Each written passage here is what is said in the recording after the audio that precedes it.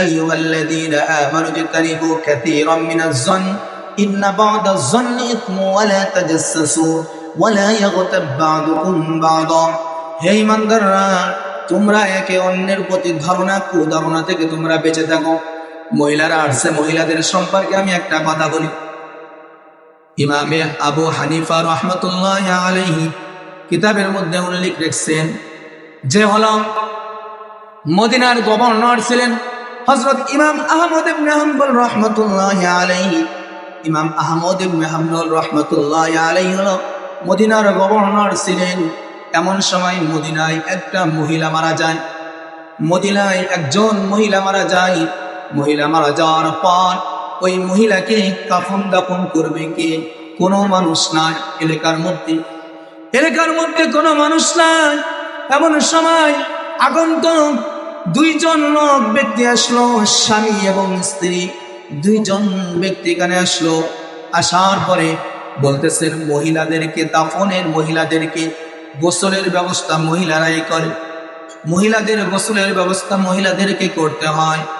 এই ব্যবস্থা করলো ওই মহিলা। আগন্তুক মহিলা আসলো।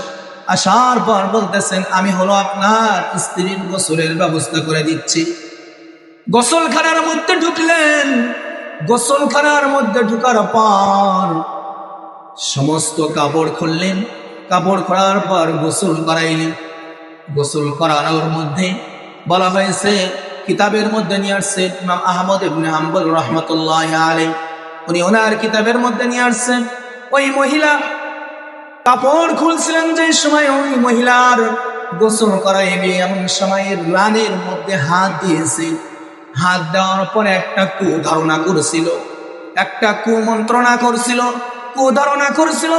করার সঙ্গে সঙ্গে আল্লাহর কি কারিশমা, ওই হাত ওই মহিলা মৃত্যু ব্যক্তি মহিলার হাতের সাথে হাত লেগে গেছে আর উঠতেছে। কি একটা অবস্থা!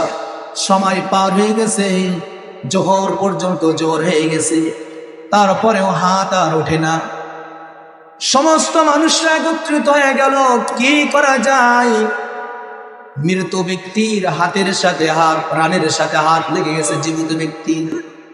এখন কি করা যায়?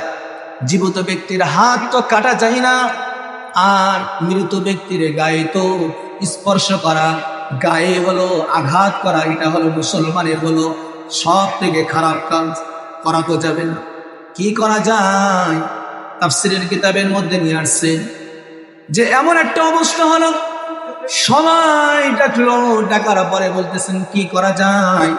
বলতেছেন জীবিত মানুষের তো হাত কাটা যায় না, তাহলে কাজ করা হোক ওই মৃত ব্যক্তির যে স্থানে হাত লেগে গেছে ওই স্থানটা কেটে নেশা হোক। কিন্তু যার স্ত্রী সে ব্যক্তি রাজি না। সে ব্যক্তি বলতেছেন না না, আমি করতে দিব না, এটা আমি হতে দিব না। আর তারপরে ওই ব্যক্তি বলতেছেন যে ওই জীবিত ব্যক্তির হাত কেটে দেওয়া হোক, তাহলে সে ব্যক্তি বুঝতে পারবে। অর্থাৎ দুই জনের মধ্যে এরকম তর্ক বিতর্ক শুরু হয়ে গেল। ধারণা করলে কি হয় আমি তার একটা দৃষ্টান্ত দিচ্ছি। এরকম ভাবে দুইজনের মধ্যে তর্ক বিতর্ক শুরু হয়ে গেল। ওই জামানার মদিনার গভর্নর ছিল এই সময় ইমাম আহমদ ইবনে হাম্বল রাহমাতুল্লাহি আলাইহি। উনাকে ডাকলেন। উনাকে ডাকার পরে বলতেছেন বিচার করতে হবে। কি বিচার? যখন মহিলা মারা গিয়েছিল তার ধোয়ানোর জন্য কোনো লোক পাইছিল না। আগন্তুক লোক আসছিল, তিনাকে দেওয়া হয়েছে তিনার স্ত্রীকে। দেওয়ার পরে রানের উপরে হাত দেওয়ার সঙ্গে সঙ্গে ওনার রানের সাথে তার হাত জীবিত মানুষের হাত মিলে গেছে। এখন তো জীবিত মানুষের খাওয়ার প্রয়োজন হয়েছে, প্রস্রাব পায়খানার প্রয়োজন হয়, এখন তো আর মরতেছে না, কি করা যায়? চিন্তায় ইমাম আহমদ ইবনে হাম্বল রাহমাতুল্লাহি আলাইহি তাদেরকে একত্রিত করলেন। একত্রিত করার পর পর্দার আড়াল থেকে বলতেছেন যে কি ব্যাপার, তোমার কি ঘটনা হয়েছে সব খুলে বলো। ওই সময় মহিলা সব খুলে বলতেছেন না না, তোমার এই কথার সাথে আর কোরআনের সাথে তো মিলতেছে না। কারণ আমার কাছে একটা রাডার আছে, কোরআন হাদিস দ্বারা আমি বিচার করি। জীবনে এই পর্যন্ত কোনোদিন কোরআন হাদিসের বিপক্ষে আমি বিচার করি নাই। আল্লাহ তাআলা বলছেন ওয়াতাম্মাত কালিমাতু রাব্বিকা সিদকান ওয়া আদলা, লা মুবাদদিলা লিকালিমাতিল্লাহ ওয়া হুয়াস সামিউল আলিম। কোরআন দিয়ে যারা বিচার করবে, কোরআন দিয়ে যারা সমাজ রাষ্ট্র চালাইবে, তারা কোনো সময় মিথ্যা বিচার করতে পারে না, মিথ্যা কথা বলতে পারে না। এটা তো হলো কোরআন দ্বারা আমি বুঝলাম তোমার কথার সাথে আর এই কোরআনের আয়াতের সাথে তো কোনো মিল নাই। সত্য কথা বলো, কি করছে রে? মহিলা খাতমাত খেয়ে গেছে।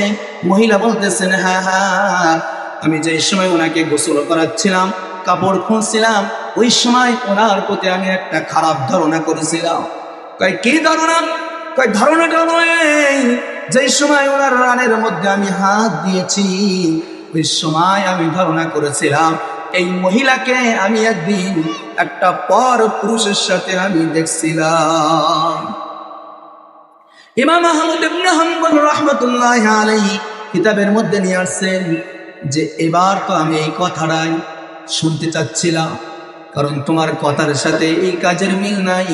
এই মহিলাটা ছিল ভালো মানুষ, সবাই সাক্ষী দেয় এই মহিলাটা ভালো মানুষ ছিল। তুমি কিন্তু একটা পুরুষের সাথে তাকে দেখে খারাপ ধারণা করছো।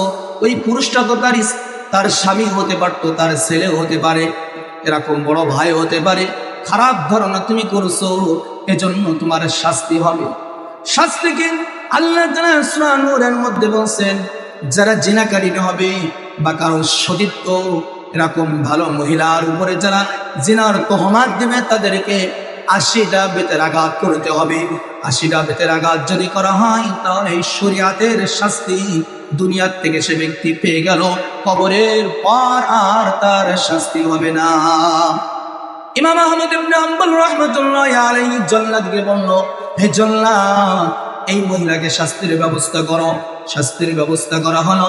শাস্তি হচ্ছে বেতের আঘাত করতেছে, বেতের আঘাত করে, কিন্তু হাত ওঠে না। ৭৯টা পর্যন্ত হয়ে গেল, তারপরেও কিন্তু হাত ওঠে না, রানের থেকে হাত ছড়াচ্ছে না।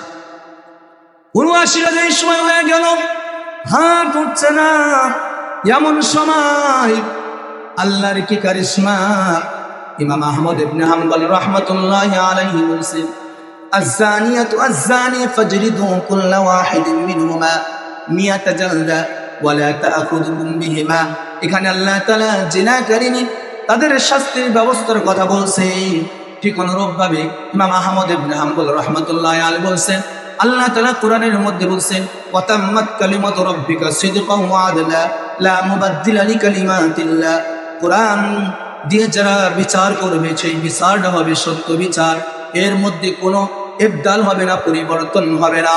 এজন্য ৮০টা বেতের আঘাত করা, এটা হলো কোরআনের আইন। ৭৯টা হয়েছে, তারপরেও হাত উঠতেছে না। জল্লাদকে বলছেন, মেরে দাও, আল্লাহর ভরসা, যা দেখা যাবে। ৮০টা বেতের আঘাত করতে দেরি, মহিলার হাত উঠতে দেরি নাই। বলেন না সুবহানাল্লাহ।